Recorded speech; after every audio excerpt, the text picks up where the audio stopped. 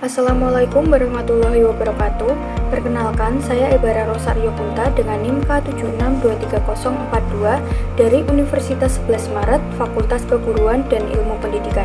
Di sini saya akan mempresentasikan terkait tugas ekonomi lingkungan dengan dosen pengampu Profesor Dr. Dewi Kusumawardani, MSI, dengan judul Perilaku Ekonomi Berkelanjutan pada Konsumen. Latar belakang: pertumbuhan ekonomi yang pesat meningkatkan konsumsi serta pemanfaatan sumber daya alam yang dapat memicu kerusakan lingkungan. Degradasi lingkungan juga dipengaruhi oleh pola konsumsi rumah tangga yang tidak berkelanjutan sehingga menimbulkan berbagai dampak seperti pemanasan global, penipisan lapisan ozon, hingga ancaman terhadap kesehatan manusia. Upaya memperluas pola konsumsi dan produksi yang berkelanjutan tidak hanya membutuhkan inovasi teknologi ramah lingkungan saja, tetapi juga transformasi dalam perilaku konsumsi masyarakat, dikutip dari Cruz dan Prabawani tahun 2017. Nah, pengertian ekonomi berkelanjutan. Ekonomi berkelanjutan merupakan sistem pembangunan yang menyeimbangkan pertumbuhan ekonomi dengan pelestarian lingkungan dan kesejahteraan sosial melalui penggunaan sumber daya yang efisien, inovasi ramah lingkungan, serta dukungan kebijakan hijau, dikutip dari Tunjangsari tahun 2025.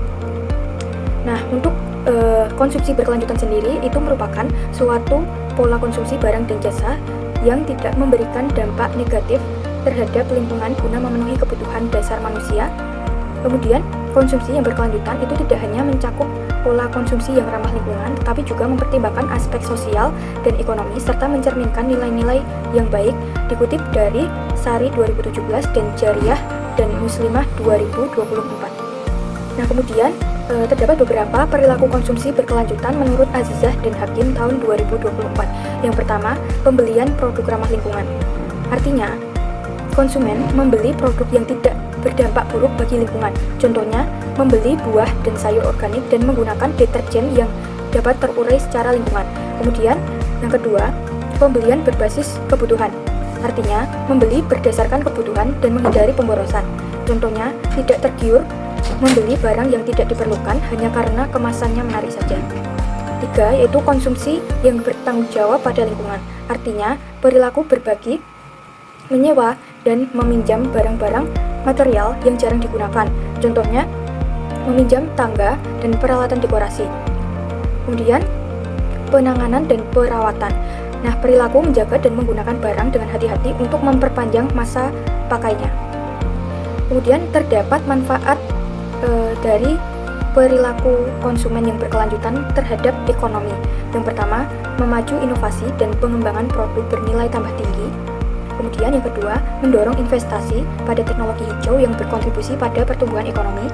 Yang ketiga, menopang stabilitas ekonomi jangka panjang karena pola konsumsi yang lebih efisien dan berorientasi pada berkelanjutan.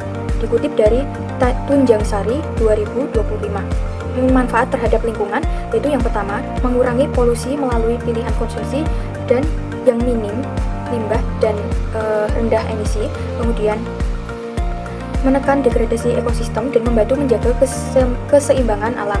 Kemudian membantu menjaga kualitas udara dan air berkat praktik konsumsi yang tidak merusak lingkungan tersebut. Selanjutnya, untuk manfaat sosialnya, yang pertama ada meningkatkan kesejahteraan sosial melalui distribusi sumber daya yang lebih adil, kemudian mendorong partisipasi aktif masyarakat dalam program pengelolaan lingkungan.